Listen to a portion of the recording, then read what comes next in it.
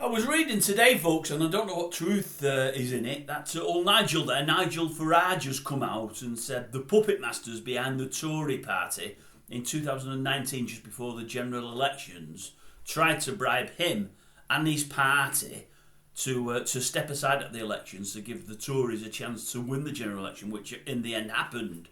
But they were trying to bribe Nigel with, they said they were offering him a knighthood and 10 peerages of his choice. He could pick 10 people to make peers.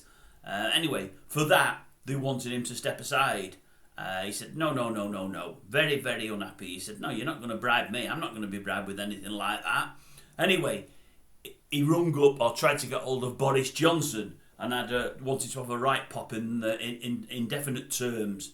Anyway, he said, no, I'm not going to do it. I'm not going to be bribed. Johnson seemingly knew nothing about it whatsoever. And Johnson said he was going to back his motions for Brexit and fall on Farage's side.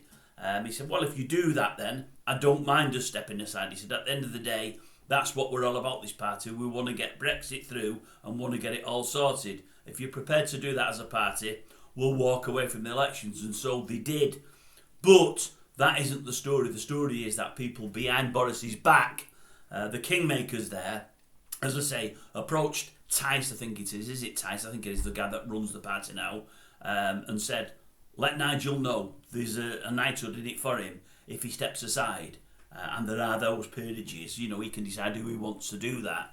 And Farage was very, very unhappy to be blackmailed, so I think he went on the front foot, and from what I can read, did the blackmailing himself. You back our Brexit party, Boris. Our Brexit thoughts on what we want. I've got it all wrong. You know what I'm saying, folks. You go with what we want to do with Brexit, and we will step aside, and that ultimately is what happened, and the Tories won.